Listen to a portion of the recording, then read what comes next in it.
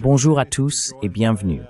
J'ai le grand plaisir aujourd'hui d'être rejoint par l'ambassadeur Jack Matlock, un diplomate américain et ancien ambassadeur des États-Unis en Union soviétique, qui a également participé à la négociation de la fin de la guerre froide.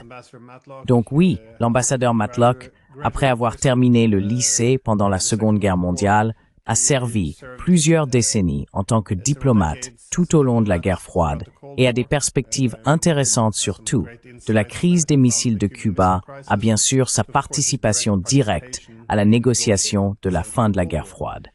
Et bien sûr, également observer comment une partie de cette paix post-guerre froide a été perdue.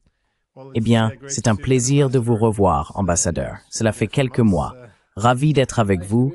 Merci pour l'invitation. J'espérais que nous pourrions commencer par discuter des dernières années de la guerre froide, parce que vous avez écrit un livre après la guerre froide, intitulé « Reagan et Gorbatchev, comment la guerre froide s'est terminée ». Je suppose que pour les auditeurs qui ne sont pas au courant, comment la guerre froide a-t-elle pris fin et qu'est-ce qui l'a rendue possible?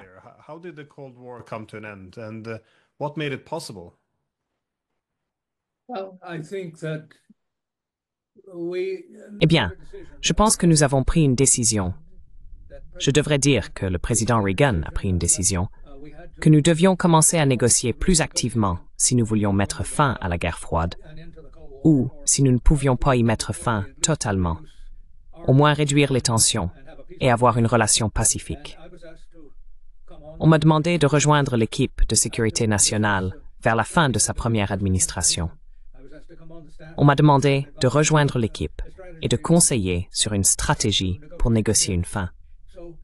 Donc, tout d'abord, nous avons commencé à faire en sorte que le président Reagan prononce une série de discours où il exposerait un plan pour régler nos divers différends avec l'Union soviétique.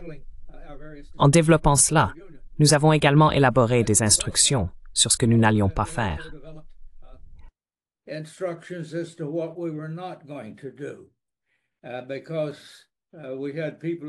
Parce que nous avions des personnes dans l'administration qui soutenaient qu'on ne pouvait pas négocier avec eux. Ils ne respectent pas les accords qu'ils concluent. Tout ce que vous pouvez faire, c'est exercer une pression sur eux. Et ces opinions étaient très répandues dans son administration.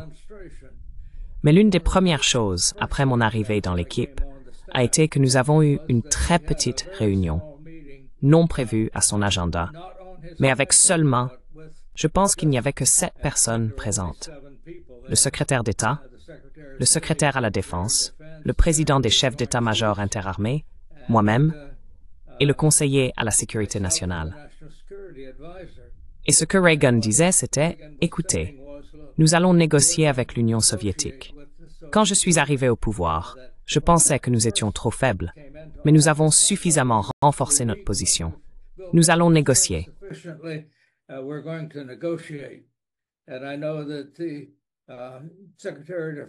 Et je sais que le secrétaire à la Défense, Caspar Weinberger, a dit « Eh bien, vous savez, ils ne respectent pas leurs accords ou quelque chose comme ça. » Et Reagan s'est tourné vers lui et a dit « Cap, nous n'allons pas suivre cette voie. Nous allons négocier. » Donc à ce moment-là, je dirais que c'était tellement secret à l'époque qu'ils n'ont pas mis la réunion à l'agenda. Et ils ne l'ont pas tenue dans l'aile ouest, où nous nous rencontrions normalement, mais dans sa résidence à l'étage, dans l'une des pièces. Quoi qu'il en soit, ce que nous avons essayé de faire, c'était de définir une voie que nous pourrions emprunter. Et la partie clé de cela était le discours dont j'étais le principal rédacteur, qu'il a prononcé en janvier 1984. Dans celui-ci, il a présenté en fait un programme.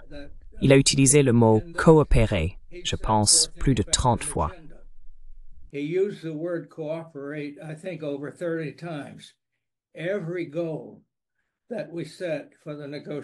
Chaque objectif que nous avons fixé pour la négociation, nous l'avons formulé comme une coopération.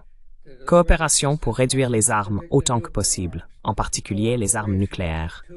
Coopération pour mettre fin au terrorisme. Compétition dans des zones tierces, c'est-à-dire des guerres par procuration.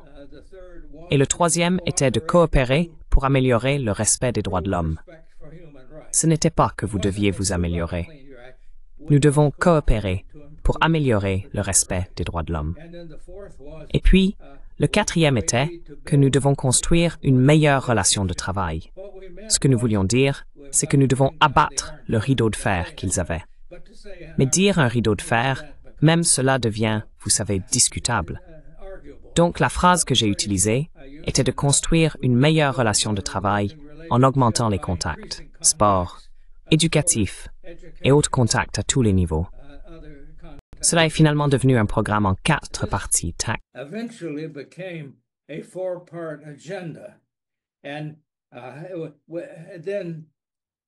Et puis, la prochaine étape a été de définir ce que nous excluons. Nous n'allons pas essayer de changer le système soviétique de l'intérieur. Je veux dire, la vision de Reagan était que oui, le communisme est un système terrible. Mais si c'est ce qu'ils veulent, c'est leur affaire. Ce n'est pas notre affaire d'essayer de le changer. Ce à quoi nous nous opposons, c'est qu'ils l'imposent à d'autres. Nous devons changer le comportement externe. Et donc, c'était l'une des choses. L'autre était que nous ne cherchons pas la supériorité militaire. Maintenant, évidemment, cela allait toujours être difficile à définir, mais il y avait ceux dans l'administration qui insistaient toujours sur le fait que si nous acceptions quelque chose, nous devions préserver un avantage. Reagan comprenait que vous n'alliez pas obtenir un bon accord si vous essayez de maintenir un avantage. Et donc, il a mis ces restrictions, en fait, dans une sorte de directive secrète à l'ensemble de la bureaucratie.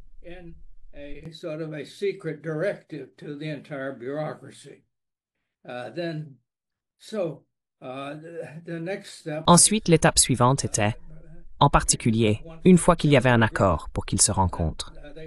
Bien sûr, Reagan avait envoyé une lettre à Gorbatchev lorsqu'il est devenu secrétaire général, l'invitant à venir à Washington. Finalement, il a été décidé qu'ils se rencontreraient à Genève. À ce moment-là, nous avons commencé par une diplomatie discrète pour discuter avec eux de ce qui pourrait en découler. Il était assez clair à ce moment-là qu'il serait difficile d'arriver à un grand accord de contrôle des armements. Nos positions étaient trop éloignées. Mais j'ai développé un groupe d'environ 35 ou 40 projets coopératifs dans divers domaines. Avant d'annoncer cela publiquement, nous sommes allés les voir en privé et avons dit « Nous pensons à ces choses. Si vous avez de gros problèmes avec certains, nous l'oublierons. Peut-être celui qui utilise.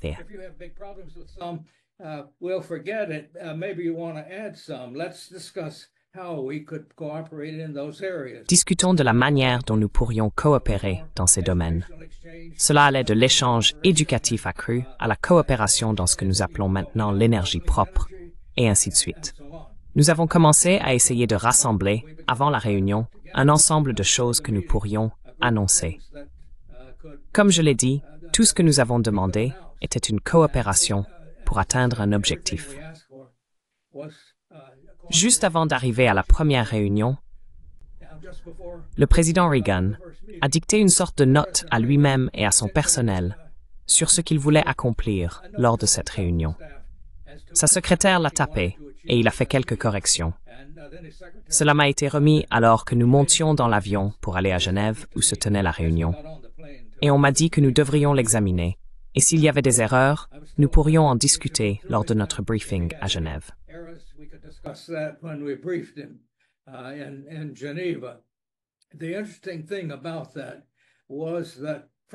La chose intéressante à ce sujet était que tout d'abord, il a reconnu que Gorbatchev n'est pas un dictateur. Il a le Politburo et il doit justifier ce qu'il fait. Deuxièmement, il a souligné que la chose la plus importante que nous devions accomplir était d'établir une certaine confiance entre nous. Et puis il a passé plus de temps sur les droits de l'homme que sur tout autre sujet. Il a dit que c'était trop important. Nous avons été trop publics à ce sujet. Si nous les critiquons publiquement, cela n'aidera pas les personnes qui souffrent. Nous devons le faire en privé. Et puis, presque à l'avant-dernière phrase, il a dit que, quoi que nous accomplissions, nous ne devions pas appeler cela une victoire. Cela rendrait simplement plus difficile tout autre progrès. Et c'était son attitude tout au long. Donc, je suppose que ce que je dis, c'est que ce que nous avons essayé de faire, c'était de diminuer les polémiques d'intérêt public.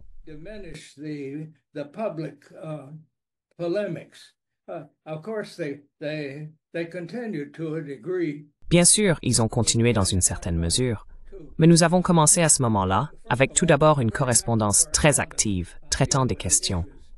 Et chaque fois qu'il y avait quelque chose que l'autre partie n'aimait pas, nous arrêtions de mettre fin à toute communication.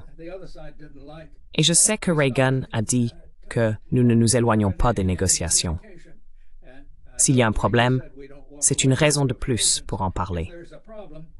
Donc essentiellement, en environ 2 ou 3 ans, l'agenda que nous avions établi est devenu un agenda commun.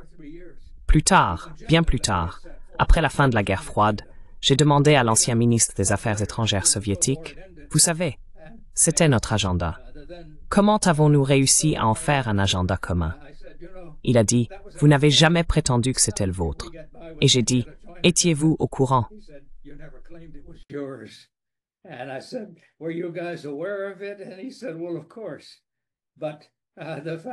Et il a dit, « Eh bien, bien sûr. » Mais le fait que nous puissions le vendre comme un programme commun était parce que vous ne le proclamiez pas comme le vôtre.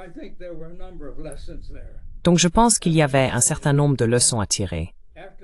Et je dirais que, vous savez, après la fin de la guerre froide, et en particulier après l'éclatement de l'Union soviétique, qui n'a pas été causé par nos politiques, c'est une autre chose. Trop de gens pensent que la guerre froide s'est terminée lorsque l'Union soviétique s'est effondrée. Non, elle était terminée au moins 2 ans avant l'effondrement de l'Union soviétique. L'Union soviétique s'est effondrée à cause de pressions internes. Et en fait, si la guerre froide avait continué, l'Union soviétique serait probablement encore avec nous, parce que c'était ces pressions externes qui la maintenaient vraiment ensemble. Mais nous avons commencé après la fin de la guerre froide. Je dirais qu'il semblait presque y avoir une campagne pour essayer de raviver la guerre froide, d'abord avec la Russie, puis finalement avec la Chine.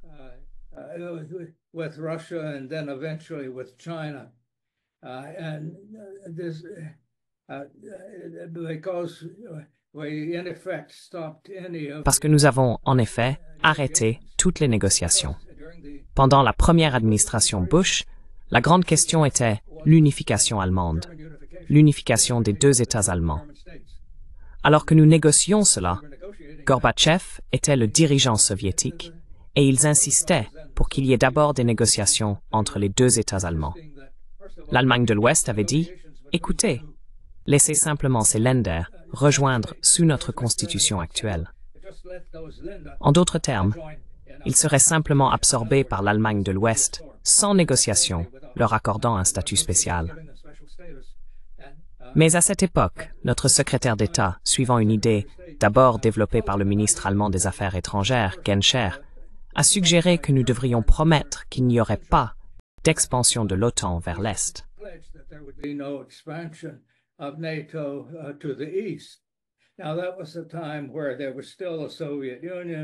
À l'époque, il y avait encore une Union soviétique et encore un pacte de Varsovie.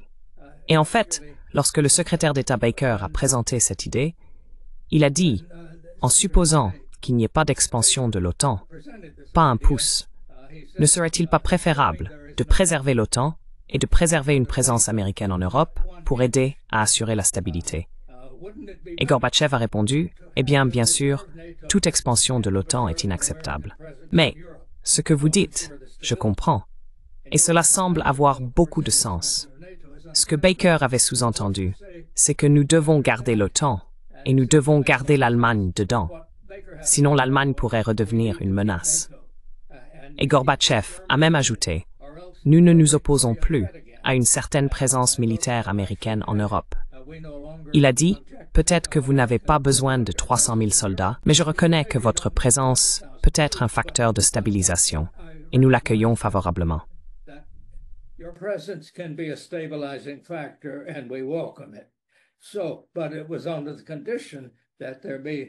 Donc, c'était à condition qu'il n'y ait pas d'expansion de l'OTAN. Maintenant, quand Baker est revenu à Washington, les avocats lui ont dit, « Eh bien, vous ne pouvez vraiment pas exclure cette partie de l'Allemagne de l'Est d'être dans l'OTAN si l'Allemagne dans son ensemble y reste. » Donc en fait, lorsqu'ils ont négocié la fin du traité qui a unifié l'Allemagne, que nous avons appelé le traité 2+4, quand cela a été conclu, il a effectivement fait une exception pour le territoire de l'ancienne Allemagne de l'Est, la République démocratique allemande, en ce sens qu'il ne pouvait y avoir de troupes étrangères stationnées là-bas et pas d'armes nucléaires sur ce territoire. Cela a donc effectivement créé une distinction légale sur ce qui pouvait être fait en Allemagne de l'Est une fois que l'Allemagne est devenue membre de l'OTAN. Je vais juste ajouter une chose de plus à propos de l'expansion de l'OTAN. I'll just add one thing more about NATO expansion. The problem was, as far as Le problème, du point de vue des Russes, et cela a été clairement exprimé au milieu des années 90, lorsque le président Clinton négociait avec Eltsine, c'était qu'il n'était pas tellement opposé à l'élargissement de l'Alliance et à l'octroi des garanties de l'article 5. Ce à quoi il s'opposait fermement, c'était la présence de bases étrangères, en particulier américaines, sur le nouveau territoire. Finalement, je pense qu'autour de 1999, il y a eu un accord entre l'OTAN et la Russie, bien qu'ils n'interdisent pas totalement les bases étrangères. Je dirais que ceux qui affirment que cette guerre en Ukraine n'a rien à voir avec l'expansion de l'OTAN se trompent.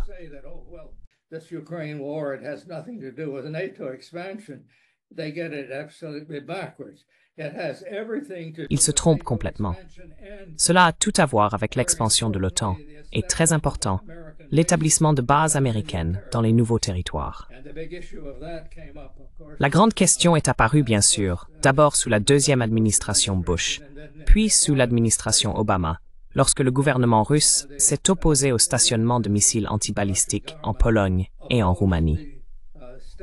Maintenant, on pourrait se demander pourquoi ils devraient s'en inquiéter. Ces missiles particuliers pourraient en fait être utilisés soit offensivement, soit défensivement, selon le logiciel.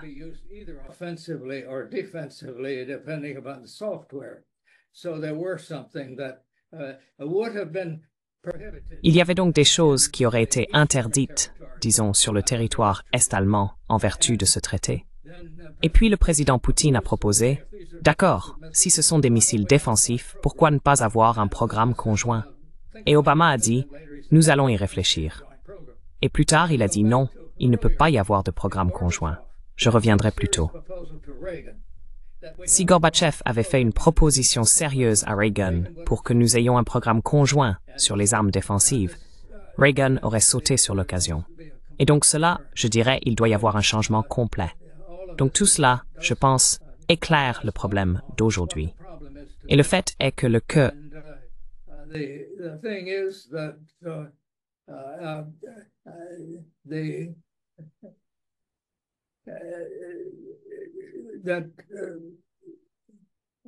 Putin's move, first of all, to le geste de Poutine, tout d'abord, de prendre la Crimée, je dirais qu'il avait un précédent. L'un des accords que nous avions conclus pendant la guerre froide pour aider à la faire tomber était ce que nous appelons l'acte final d'Helsinki, qui stipulait qu'il ne pouvait y avoir de changement de frontières sans le consentement mutuel des deux parties. Eh bien, en fait, vers 1999, nous avons fait la guerre contre la Serbie à cause du traitement des Kosovars au Kosovo. Et puis, sans l'approbation de la Serbie, cette frontière a été modifiée. Cela a donné au président Poutine un précédent pratiquement parfait pour sa prise de la Crimée, parce qu'il a organisé un référendum pacifiquement en Crimée. Et la raison pour laquelle il a fait cela était que, une fois que le gouvernement ukrainien avait déclaré vouloir faire partie de l'OTAN, et que l'OTAN avait décidé en 2008 que l'Ukraine en ferait éventuellement partie.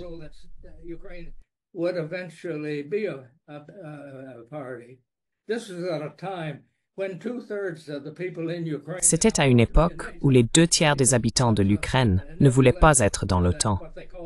Néanmoins, ce qu'ils appellent la saisie de la Crimée s'est fait sans violence, alors que le bombardement de la Serbie a tué plus d'1 millier de personnes et était également illégal, car le Conseil de sécurité de l'ONU ne l'avait pas autorisé. Les États-Unis et l'OTAN avaient créé un précédent pour cela. Dans le cas de Poutine, il a organisé un référendum et plus de 90% ont voté pour devenir une partie de la Russie. Eh bien, cela a peut-être été exagéré, mais certainement bien plus de 60 ou 70% auraient presque certainement été pour rejoindre la Russie parce qu'ils étaient russophones.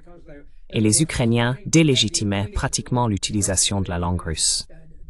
C'était une affaire interne.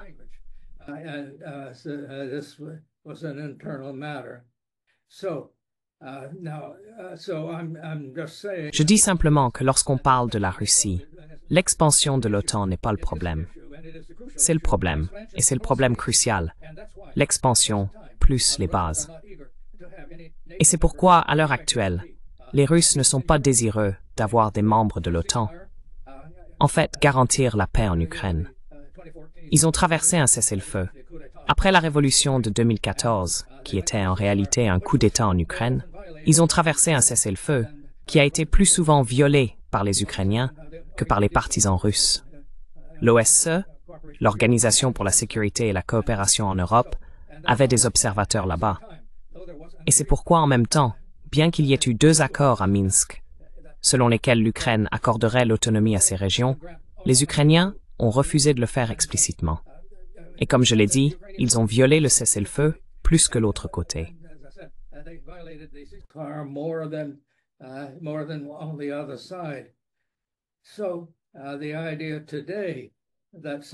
Donc, l'idée aujourd'hui que la Russie accepterait d'une manière ou d'une autre les Occidentaux là-bas, alors que lors du dernier cessez-le-feu, l'Allemagne, la France et les États-Unis armaient en fait les Ukrainiens qui rompaient le cessez-le-feu, est discutable. Je pense que nous devons garder toutes ces choses à l'esprit. Je suis désolé, j'ai dépassé votre question, mais ce que je voulais dire, c'est qu'à la fin de la guerre froide, au lieu de suivre le type de diplomatie que nous utilisions pendant la guerre froide, en restant constamment en coopération, en nous parlant et en comprenant ce que l'autre disait, et si nous n'étions pas d'accord, alors, en essayant de trouver au moins un dénominateur commun, je pense que cela a été inversé. Et vous avez vu ce qui était presque la diabolisation de Vladimir Poutine.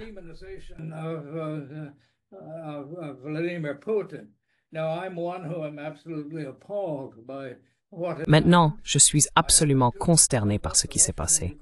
Je connais à la fois le russe et l'ukrainien. Je les connais bien, et je sais que l'Ukraine souffre horriblement de cela. Mais je sais aussi que l'Ukraine a des pro-nazis là-bas. Et ils ont des pro-néo-nazis qui faisaient une grande partie des combats pendant le dernier cessez-le-feu, en fait. Cela rend très difficile de mettre fin à cela. Mais il est également très clair que pour que la guerre se termine, l'Ukraine va devoir permettre à la Russie de garder au moins les terres qu'elle a occupées.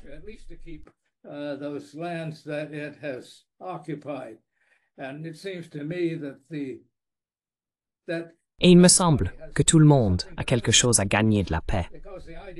Parce que l'idée que l'Ukraine puisse, avec l'aide de l'OTAN, récupérer des territoires déjà occupés, je pense que c'est juste une chimère. Je pense que ni les États-Unis, ni d'autres, ne vont vraiment risquer une guerre nucléaire pour cela.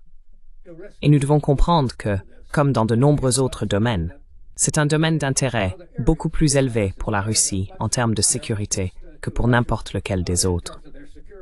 J'espère donc que les négociations actuelles apporteront la paix, mais il n'y a aucun moyen d'apporter la paix en essayant simplement de restaurer les frontières.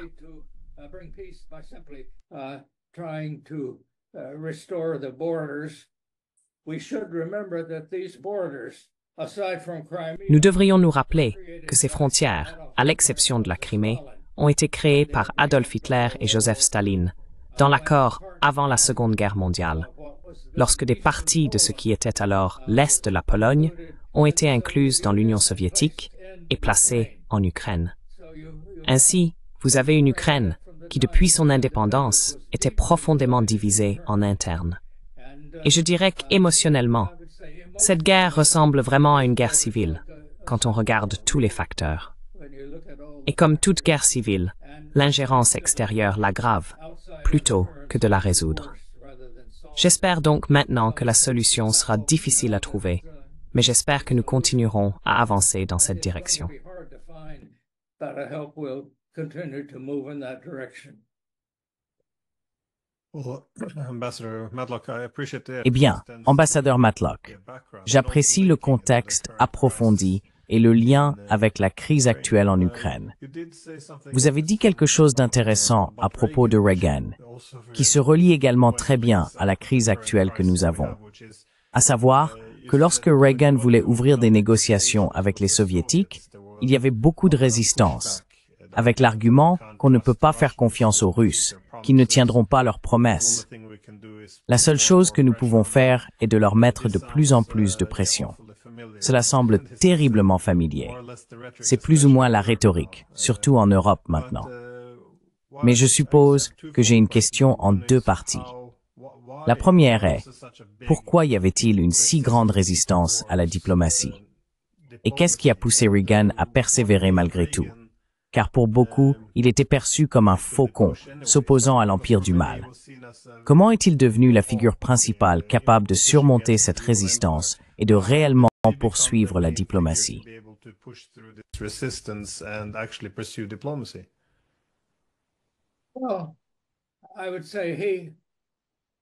Eh bien, je dirais qu'il voulait vraiment être considéré comme un président pacifique. Il voulait la paix. Il détestait les armes nucléaires. Lui et Gorbatchev espéraient tous deux qu'ils pourraient réellement mener à une abolition, ce qui ne s'est pas produit. Bien sûr, ils ne sont pas allés aussi loin. Je pense aussi que sa femme l'a fortement poussé vers la paix. Je me souviens quand Gromyko est venu pour la première fois à la Maison-Blanche. Et d'ailleurs, je dirais que Reagan les recevait toujours non seulement très poliment, mais aussi avec une grande attention. Il traitait le ministre des Affaires étrangères soviétique pratiquement comme un chef d'État, avec des dîners formels dans la salle à manger Lincoln. Mais quand Gromyko est venu pour la première fois, lorsqu'il a été présenté à Nancy Reagan, il a dit « J'espère que vous murmurerez à l'oreille de votre mari chaque nuit « Paix, paix ».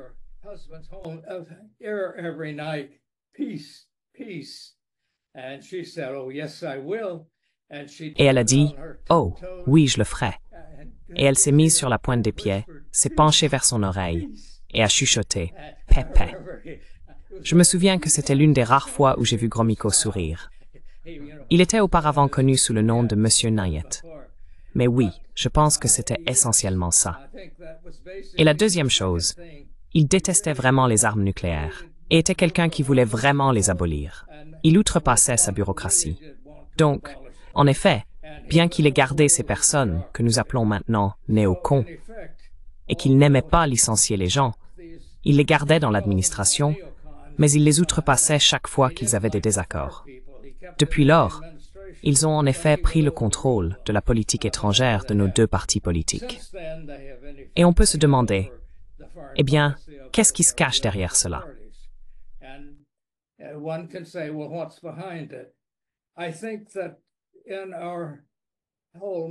Je pense que dans tout notre complexe militaro-industriel, qui inclut également le Congrès, il y avait une crainte que la fin de la guerre froide signifie que nous réduirions nos budgets de défense.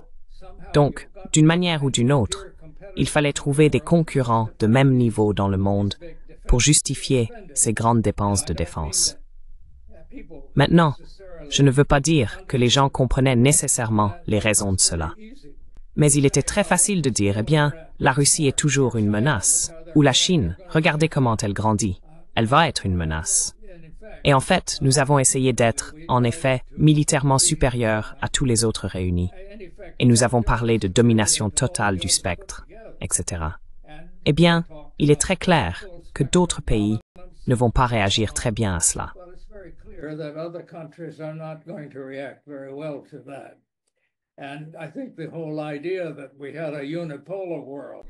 Et je pense que l'idée même que nous avions un monde unipolaire était erronée, parce que nous n'avions pas un monde bipolaire auparavant.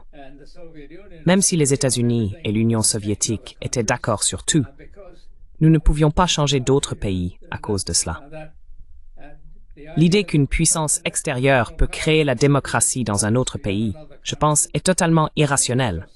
Car si la démocratie est gouvernée par le peuple de ce pays, comment d'autres pays peuvent-ils la créer? Donc, lorsque vous vous impliquez dans la politique d'un autre pays, vous rendez généralement un mauvais service à ceux que vous favorisez, parce que personne ne veut que d'autres s'ingèrent. Mais je pense que ce n'est pas un hasard si en essayant de répandre la démocratie dans d'autres pays, en utilisant la force militaire ou la contrainte économique, non seulement nous avons échoué, mais nous avons fini par perdre une grande partie de notre démocratie chez nous.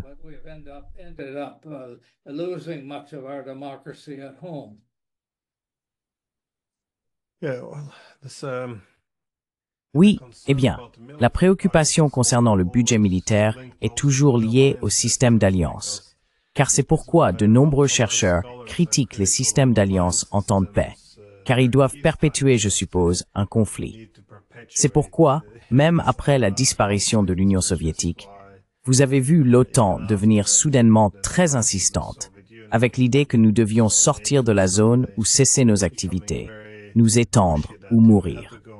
En d'autres termes, elle a besoin d'une nouvelle mission. Sinon, les systèmes d'alliance ont tendance à s'effondrer lorsque la paix éclate.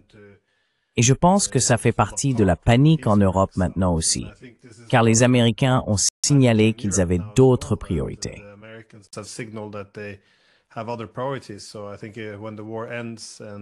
Je pense donc que lorsque la guerre se termine et que les Américains réorientent leurs priorités et réduisent leur présence en Europe, cela est susceptible de diminuer la pertinence géopolitique de l'Europe.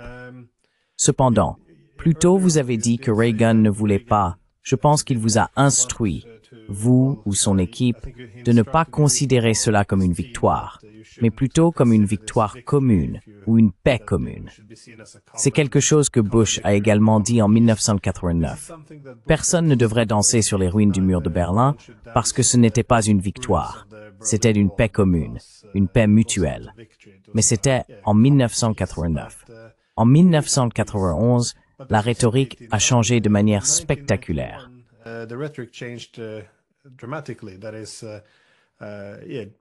C'est-à-dire, à peine un mois après l'effondrement de l'Union soviétique, lors du discours sur l'état de l'Union de janvier 1992, Bush a prononcé ce discours où il a soutenu que par la grâce de Dieu, l'Amérique avait gagné la guerre froide et a clairement indiqué que cela ne s'était pas terminé. Nous l'avons gagné. Et donc, nous sommes maintenant le leader du monde. Comment voyez-vous ce changement rapide de narration? Parce que c'est assez dramatique. C'est encore une fois, d'une paix commune à nous avons gagné. Maintenant, nous dirigeons le monde. Comment cela s'est-il produit en l'espace de quelques semaines? Je veux dire, en étant là pour l'observer, comment avez-vous compris cela?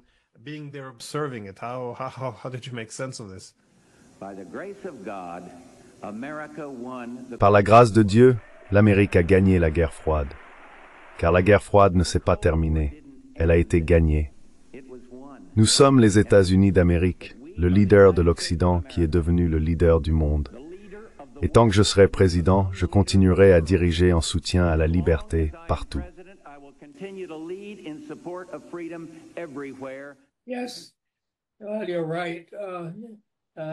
Oui, tu as raison. Le président Bush a bien dit cela. Tu sais, il commençait sa campagne pour sa réélection et c'était pas gagné d'avance. Il avait beaucoup d'opposition au sein de son propre parti. Et donc je pense qu'il essayait en fait de défendre son bilan en disant « Oh, nous avons gagné la guerre froide. En gros, c'est pourquoi vous devriez me réélire. » Je sais que Gorbatchev était très mécontent de cela. Il m'a dit qu'il ne comprenait pas. Il s'était bien entendu avec Bush et ils avaient fait beaucoup ensemble. Mais cela a vraiment blessé parce que, et je pense que l'idée que nous avons gagné et que la Russie a été vaincue a alimenté beaucoup de malentendus qui ont suivi.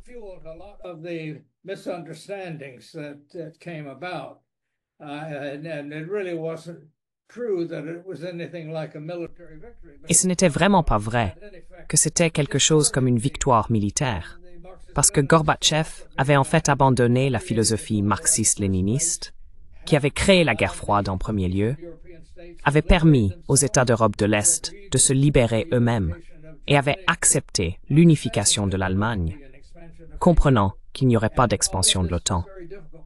Et tout cela était très difficile politiquement pour lui chez lui. Et bien sûr, Finalement, il a été évincé par Eltsine. Et donc, vous savez, je pense que c'est juste. Je peux comprendre pourquoi, en essayant de faire valoir un cas pour gagner la réélection, il serait tenté d'utiliser cet argument. Mais c'était un argument que Reagan n'a jamais avancé. En fait, il a noté dans son journal, lors de sa dernière rencontre avec Gorbatchev alors qu'il était encore président, que nous nous sommes séparés en tant que partenaires pour créer un monde meilleur, et rien à propos de la victoire.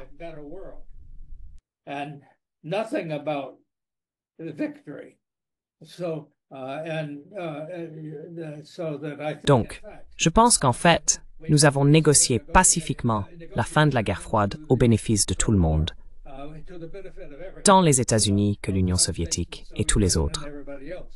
Et puis bien sûr, la Russie et tous les anciens États soviétiques, ou du moins la plupart d'entre eux, ont traversé une période très traumatisante dans les années 90, alors qu'ils essayaient de se débarrasser de l'ancien système communiste et de créer des économies de marché. Et pour la Russie en particulier, ce fut une période très troublée. C'était presque comme l'anarchie. Je sais donc que les Russes ont commencé à parler de prikvatizatsiya au lieu de privatisation. La privatisation est la privatisation. Prikvatizatsiya est la grabification. Ils voyaient quelques personnes s'emparer de la plupart des actifs. Et cela ne ressemblait pas à la démocratie, mais on leur disait que, eh bien, vous construisez la démocratie.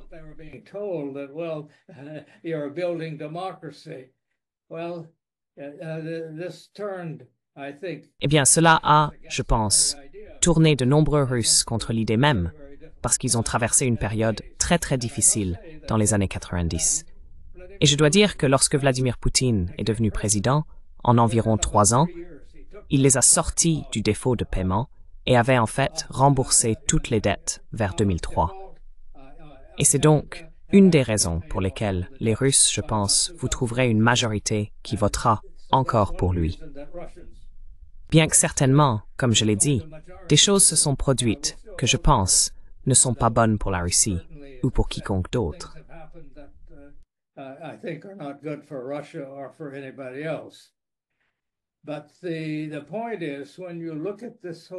Mais le point est que, quand on regarde toute cette histoire, on peut voir que c'était un véritable échec de la diplomatie dans les années 1990, ou je dirais la première décennie de ce siècle, de ne pas avoir négocié un système de sécurité complet en Europe qui protégeait la Russie et toutes les frontières et n'impliquait pas l'expansion d'une OTAN dominée par les Américains. Parce que cela, je pense, a créé tout le sentiment d'Est contre Ouest, etc. À un moment où nous faisons tous face à des défis très sérieux. Tout d'abord, la détérioration de l'environnement et les divers problèmes que cela entraîne.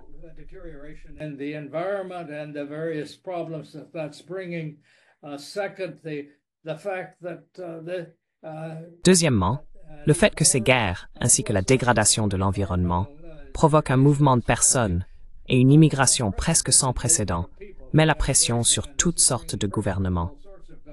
Et bien sûr, nous avons maintenant tous les problèmes qui se posent à nous si de nouvelles technologies comme l'IA entraînent des armes plus destructrices, etc. Donc, si nous continuons à nous battre les uns contre les autres, je ne pense pas que l'humanité va survivre. Il me semble donc qu'il est temps que nos dirigeants commencent à se concentrer sur les choses les plus importantes. Et cela signifie la paix. Et s'il y a un conflit local, nous devrions essayer de favoriser la paix plutôt que de prendre parti pour l'un ou l'autre camp, et supposer qu'il y a une solution en continuant à se battre et à tuer des gens.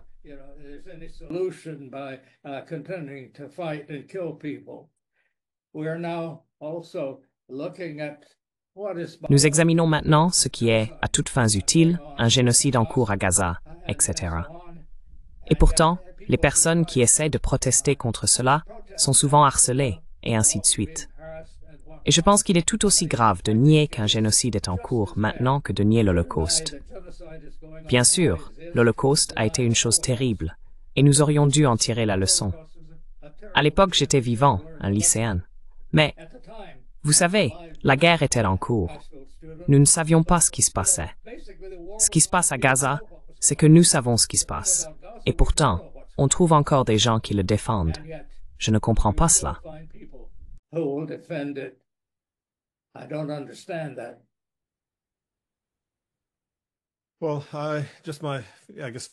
Eh bien, juste je suppose, dernière question. Avez-vous des conseils pour les dirigeants européens? Parce qu'en Europe maintenant, du moins en Amérique, avec Trump, vous avez quelqu'un qui pousse pour la paix. En Europe, ils sont très endurcis. Je pense qu'ils sont tous coincés dans ces récits où ils imaginent que Poutine est le nouveau Hitler ou que la Russie veut restaurer l'Union soviétique. Donc tout ressemble à une rediffusion de la Seconde Guerre mondiale où il n'y a aucune possibilité de négocier. Encore une fois, cela ressemble un peu à ce contre quoi Reagan et vous étiez confrontés cette année. Cette idée que, eh bien, il n'y a aucun intérêt à parler aux Russes.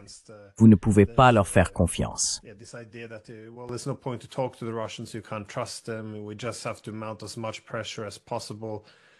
Nous devons simplement exercer autant de pression que possible. Et c'est l'étendue de la discussion. Même suggérer que la Russie a des griefs légitimes est généralement considéré comme une trahison. Non, je dirais trahison. Il n'y a plus aucune tolérance pour la dissidence maintenant. Alors, quel serait votre conseil aux dirigeants européens? Parce que personne ne voit de victoire sur le champ de bataille. Pourtant, c'est le seul jeu qu'ils semblent devoir jouer. Avez-vous donc des conseils sur la façon de sortir de ce pétrin en tant que personne ayant déjà participé à ces négociations dans le passé? Eh bien, je ne pense pas que je pense que tout est devenu beaucoup trop militarisé. Et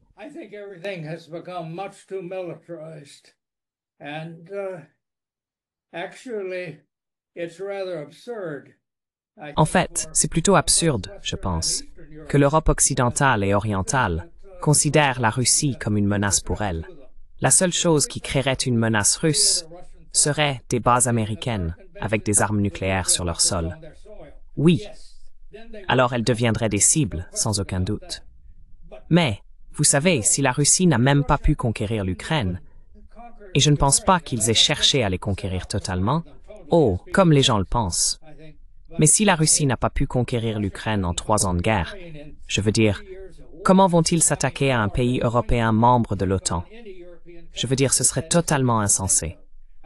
Donc l'idée que si la guerre se termine là-bas, selon des termes que la Russie accepte, ils s'en prendront soudainement à l'Europe occidentale, je pense, n'a absolument aucune crédibilité. Et les analogies avec des événements survenus avant la Seconde Guerre mondiale ne sont tout simplement pas applicables aujourd'hui.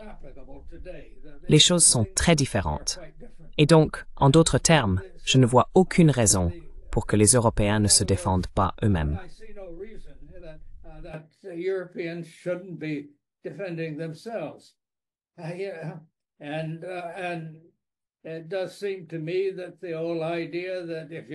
Il me semble que l'ancienne idée selon laquelle, sans l'Amérique, l'Allemagne dominerait à nouveau, n'est pas nécessairement vraie.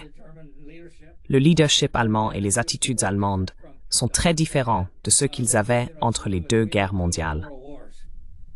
Donc, je pense qu'il n'est pas nécessaire pour les Européens d'avoir les États-Unis là-bas. Je pense que les États-Unis, y compris notre gouvernement actuel, respecteront nos engagements actuels envers l'OTAN. Oui, si l'un d'eux est attaqué. Mais, vous savez, l'OTAN ne dit pas que vous devez entrer en guerre. Elle dit qu'une attaque contre l'un serait considérée comme une attaque contre tous, et que les gouvernements devraient envisager comment répondre.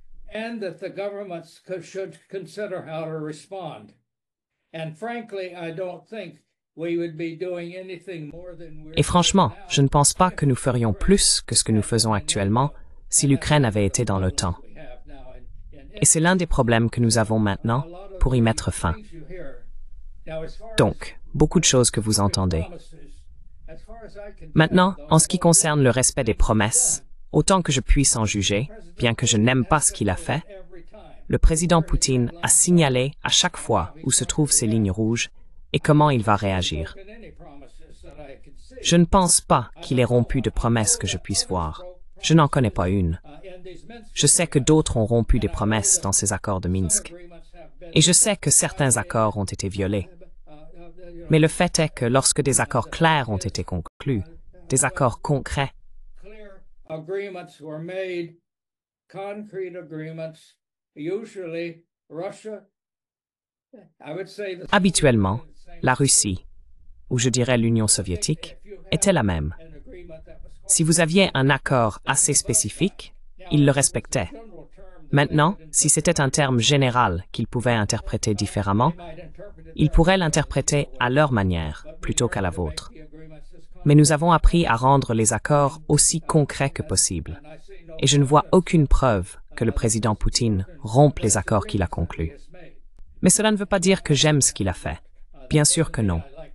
J'étais l'un de ceux qui, dans les années 90, ont fortement déconseillé l'expansion de l'OTAN, parce que j'avais anticipé que si cela commençait et continuait vers des endroits comme l'Ukraine ou la Géorgie, cela pourrait entraîner un conflit.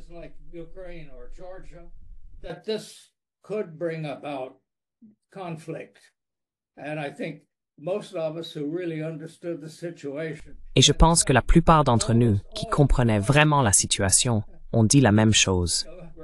Presque tous mes collègues, quelle que soit leur nationalité, qui ont négocié la fin de la guerre froide, se sont opposés à cette expansion de l'OTAN. Et maintenant, les gens disent « Oh, vous êtes victime de la propagande russe, vous êtes des défenseurs du Kremlin. » Je ne défends rien de ce qu'ils ont fait, je l'explique. Et nous accuser d'être en quelque sorte victimes de la propagande.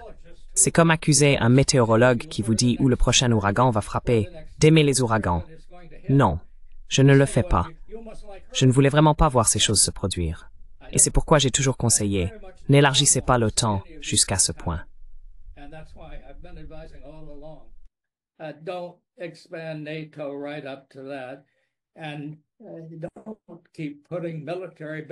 Et n'arrêtez pas de placer des bases militaires près de la frontière russe. Quel est le but? Vous savez, ces bases que nous avons dit être pour protéger l'Europe des missiles iraniens. Quand l'Iran a-t-il menacé l'Europe avec des missiles? Allons, je veux dire, je ne comprends vraiment pas les dirigeants européens actuels. Eh bien, dans le cas des Britanniques, ils vivent encore dans l'ère de l'Empire britannique et s'attendent à ce que les Américains le produisent. Non, ils sont les Grecs informant les Romains, comme certains d'entre eux le diraient. Mais comment le gouvernement allemand a pu accepter des choses qui ont été très préjudiciables à l'économie allemande est difficile pour moi à comprendre.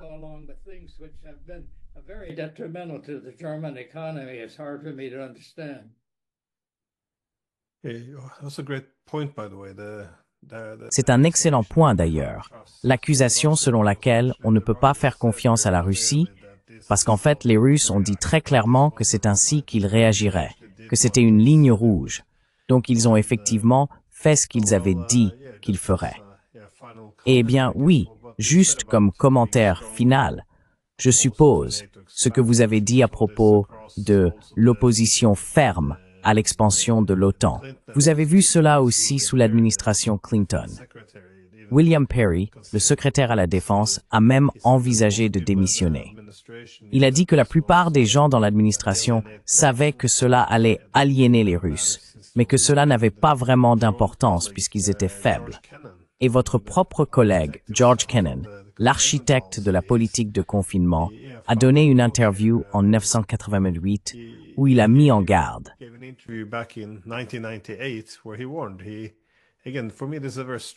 Encore une fois, pour moi c'est un avertissement très fort et précis. Il a soutenu, je cite, « Je pense que c'est le début d'une nouvelle guerre froide. Je pense que les Russes réagiront progressivement de manière assez défavorable et cela affectera leur politique. Je pense que c'est une erreur tragique. Il n'y avait aucune raison pour cela. Personne ne menaçait qui que ce soit. L'expansion ferait se retourner dans leur tombe les pères fondateurs de ce pays. Bien sûr, il y aura une mauvaise réaction de la part de la Russie.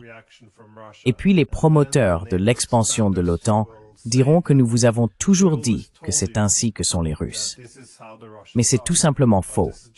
Je pensais que c'était, oui, très juste, exactement là où nous en sommes à ce moment précis. Quoi qu'il en soit, ambassadeur Jack Matlock, je vous remercie de m'avoir permis de vous interroger si longtemps. Et oui, merci encore pour votre temps. Ravi d'être avec vous. Merci pour l'opportunité.